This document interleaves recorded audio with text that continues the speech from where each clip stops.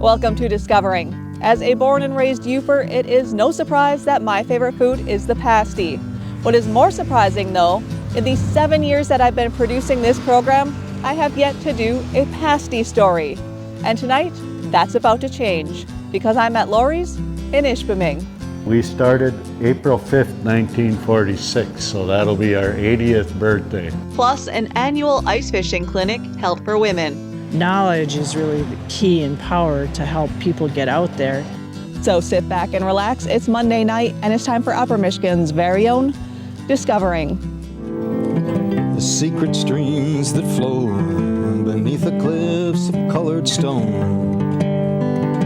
Forest thick and healthy with birch and pine and oak. Surrounded by the greatest lakes this world has ever known. The black bear's awesome presence as he roams the hills and fields. Call of the timber wolf, the loon's lonesome trill. The eagle soaring high above, the trout lies deep and still. These are what I treasure, the only way I measure feelings that I have for this fine land. There is so much to discover when you're a long-time lover of northern Michigan.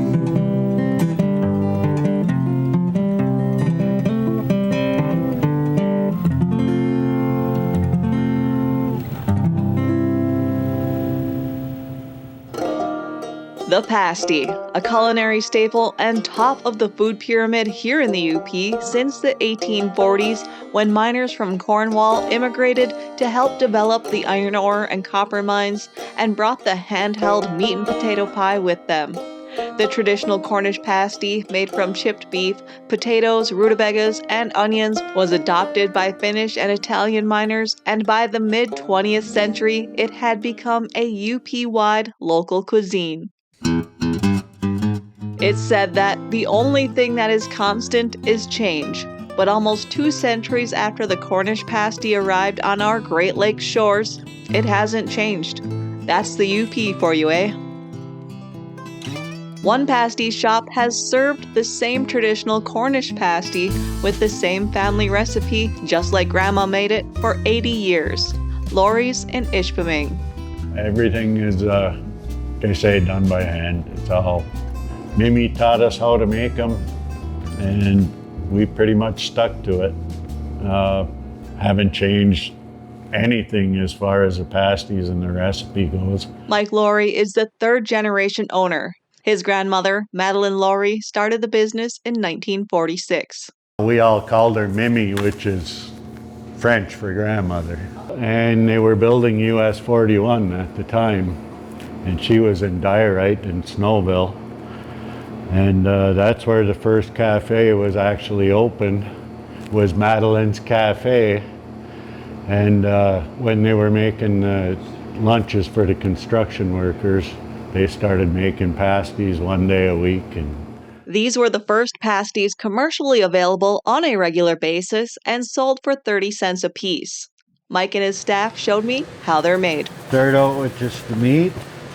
We grind all our own meat and stuff. We buy that in bulk, right from the wholesale markets, and we cut it ourselves here, cut and grind it and prep it. Then the secret blend of seasonings and mix some more.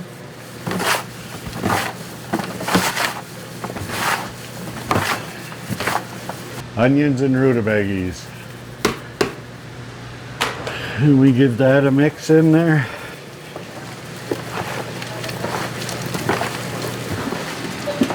Once we get that all mixed up, then come the potatoes.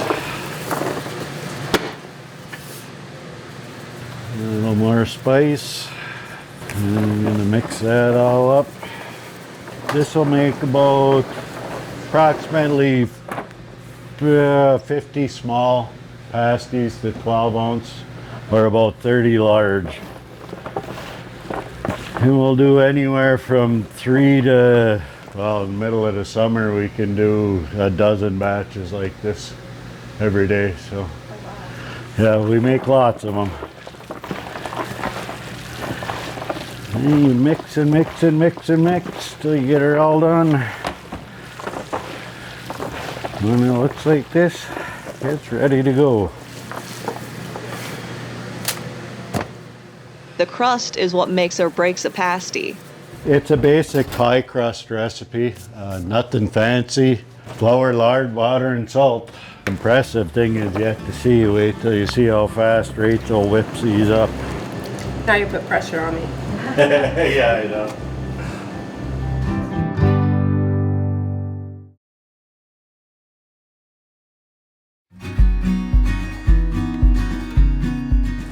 I started rolling pasties when I was too short to reach a table. I had to stand on a milk crate with my grandma. That's when I learned how to make them. Probably 6, 7 years old, I suppose. Grandma would take us kids in on the weekends when we weren't in school. We'd make our pasties and bring them home to Grandpa Jim. Show them off to him. Over the years, the business name changed to include the word pasties, and the location changed. 1955, they moved into this building. And this building was actually Nick Joseph built it. It was the first Joseph's grocery store. When his grandparents retired, Mike's parents took over the business. Yeah, the entire family has worked here for years. My mother and father. And in 2006, Mike bought the Ishpeming location from his mom. My mother, she started working in here when she was 18 years old and 17 maybe. Then married the boss shortly after. Had us 3 kids by the time she was 21. And then worked the next 40 years in this kitchen, basically. So that's my mother there, and that's her mother. Madeline's not in this one, it's my cousin Susie. This one here is my father. Right about the time they opened this place, 57 I would guess. I always tease them because the pasties, they look burnt on them. The rolls on them look really dark. And how'd you get away with that? By the late 50s, the Lawrys were selling upwards of 25,000 pasties a year. Last year we sold well over 50,000 pasties. That's not counting any of the like mine orders or orders that we do for the school. Those are all over and above. That's just retail filling orders as they come in. How many do you make in a day? Like right now in the winter, so I would say maybe like 150 to 200. In the summer, I don't know, it could be anywhere up to 1,000. June, July, August are our 3 biggest months of the year. We'll do more business in those 3 months than the other 9 months of the year. And all those numbers don't include the mini pasties. Rach gets nervous if we don't have 100 dozen in the freezer. You'll just all of a sudden get an order for 30 dozen or... This was a bet that Jennifer Granholm had with Arnold Schwarzenegger when he was the governor in California. They had a bet on the Lakers and Pistons in the playoffs. So there's Arn, he's holding one of our pasties. Just last week, Lawry's of Ishpeming was voted Best Pasty by the Mining Journal for 2025. One year in the middle 2010s, 15, 16, something like that, Gene Kays and Marquette beat us for the best pasty. Other than that, we've won every year since 2006. Back in 2021, I think they started the best of the best. And they separated the 2 shops, the Ishpeming store and the Marquette store were both nominated because we had the pizza line and stuff. So they separated the stores and I haven't lost it since. They also took home Best Foodie this year and have been a finalist for Best Pizza, all made from scratch as well. Mike whipped me up a breakfast pizza while I was there that morning, and it's prize-winning in my opinion. Big reason why I'm as successful as I am. is the people at work. You know, you can't make a good product with bad people. So hats off to the employees and the people that keep me going up here. Because without them, there's no way I could keep up, you know. When you can fold a pasty in 7 seconds like Rachel can, it makes it easy to keep up. She's been here for 37 years. She started when she was 14, so she's almost Lawry just by the amount of time she's been here. Every small business owner in the world needs a Rachel to take care of them and keep things running smooth for us. So Rachel, how many pasties have you made in your Oh lifetime now? my goodness. Millions. I don't even know between these and the minis. I Yeah. couldn't even guess.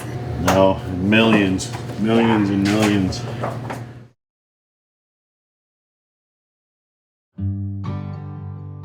As to how Mike prefers to eat his pasty, he's the same as me. I like mine plain.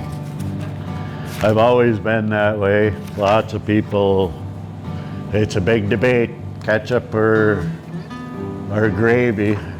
Gravy's kind of a funny word here in the UP. There's not too many that like gravy up here, but a lot of the tourists that come in the summer ask for it. If you have a hankering for the UP's original fast food, Lawry's is open 7 days a week from 7 a.m. to 10 p.m., which is really rare these days.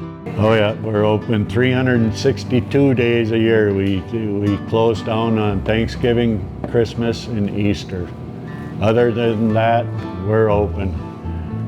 Whether the power's out or there's 4 feet of snow, we're still open. We find a way to get up here, and if the power's out, we have gas ovens and flashlights, so we'll fix you up. We'll feed you. And while we're on the food theme, Brian Whitens is back with a new recipe for all those walleye you might have pulled out of the ice. Hey, Brian here, Cooking Wild Seasonings. For dinner, fish tacos, beer battered deep fried walleye with pear, apple salsa, and an avocado lime cream sauce. It's gonna be tasty. Well, we'll start by whipping up some avocado lime sauce. Pretty simple. Sour cream, half of an avocado, we'll save the other half for later, and squeeze a couple limes. And we'll sweeten it up with a little bit of honey, some garlic powder, and away we go. Quick taste and a little more honey. Just right. Now some pear apple salsa. Start out with some tomatoes and some onions.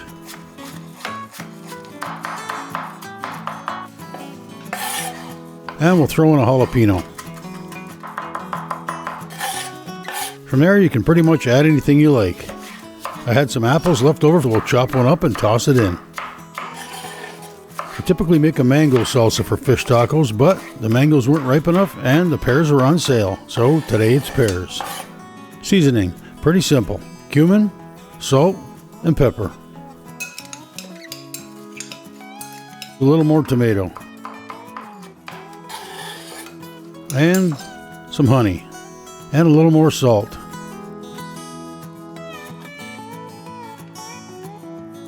Perfect. Now time for the star of the show. You can use any fish you like, of course, or shrimp works great as well. We're using some delicious Lake Michigan walleye. And we're using Cooking Wild Seasonings original fish batter. If you want a little more flavor, grab some lightly seasoned. Give them a good dusting of dry batter before you add the liquid. I'm using beer. And I'm going to keep it nice and thin. Into the oil they go. While the fish are cooking, we'll brown up a couple of tortillas.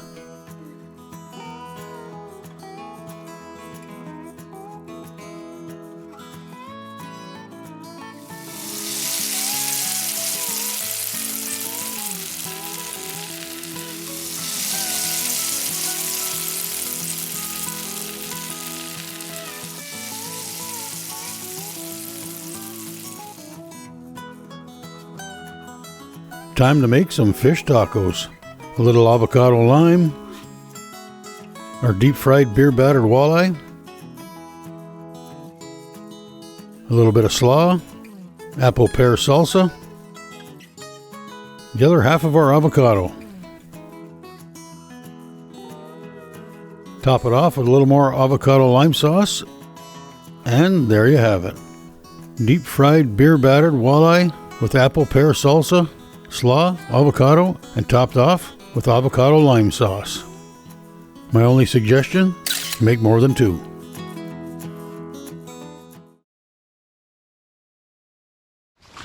Things don't always go as planned, especially in the outdoors, and especially when it's ice fishing. Even though conditions did not allow for much fishing, the Upper Michigan women anglers hosted a successful ice fishing clinic earlier this winter. It's our second annual women's ice fishing clinic, hosting it here, Little Beatty Knock.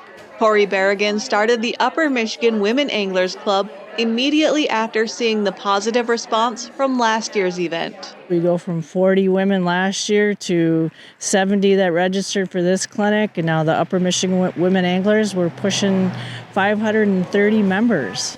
But it's basically getting like-minded gals together, teach people that have never fished before we have captains that charter, we have guides, we have expert professional anglers who do tournaments. So, and it's, helping each other, basically sharing knowledge and sharing tips, and just, it's amazing the friendships already just from this weekend that you can see developing, the connections that all these ladies are making. It's pretty cool. Those 70 women came from across the UP in Wisconsin to learn everything they need to know to have a safe and successful ice fishing trip. So we kicked it off Friday. We were very fortunate here we have Delta County Search and Rescue with our sheriff department. So Friday night was focused on ice safety. It was a very in-depth presentation by Delta County Search and Rescue. The whole weekend is about education and helping everybody, and knowledge is really the key and power to help people get out there. So Saturday morning was dedicated to education and classes. We talked about pros and cons of all the different types of augers, to bait. We talked knots and lines, when to use monofluorocarbon or braid. We taught gals that just bought their first rods how to attach a lure, how to rig your tip-ups. And then we talked about biology and how lakes turn over, and talked what happens to a lake in the winter, how to target your fish in the wintertime. I couldn't ask for a better crew to help teach all these gals how to do the ins and outs of ice fishing and help them get started, or just learn new skills on top of what they already do know. A week prior to the event, ice conditions were perfect, and then a warm spell with rain and more rain, and ice conditions deteriorated along the shoreline with a foot or more of water and slush on top of the ice. So standing water and slush does not bode well for newer ice anglers that don't necessarily have the appropriate footwear to get out there. So we did more hands-on, and then we had a great break. We went over to the Rapid River pub for pizza. Rapid River donated pizzas, and also Bonnie from Jack's Restaurant in Rapid River. So it was a really cool community effort. Had a great lunch, and then some of the gals actually went out on the ice that had the gear, went fishing, and some of us went back to the Brampton Town Hall and did more hands-on classes. Some ladies did venture out. Lindsay Reynolds of Escanaba caught the one walleye of the day. Back on dry land, the ladies enjoyed campfires and food provided by Vagabonds Resort. Corey and her team were quick to pivot and made new plans for the second day. So we improvised, went back to Jack's. We took over the whole back room, had a fun breakfast, talked fishing again, networking. After breakfast, the ladies got a tour of Beaver's Lures, a woman-owned fishing lure company in Escanaba. I reached out to Caitlin and I said, hey, can we come and tour your new place? So we just had a fun tour. Caitlin gave us a very informative tour of her operation here, looked at a bunch of different lures, and the gals did a little shopping. Let's hope that next year the third time is the charm and the weather and ice cooperate. Typically, this time of year, we have pretty decent ice, and it's just our community. It's a great place to hold a venue like this between restaurants and bait shops and places for people to stay, resorts, motels, hotels. It's just location, mostly because of the fishing and accommodations. And we have a great community here. And it's proven this weekend by how everybody helped each other. It's just, I loved it. It was awesome. That's all for tonight, and I hope to see you right back here next week for Upper Michigan's very own Discovering.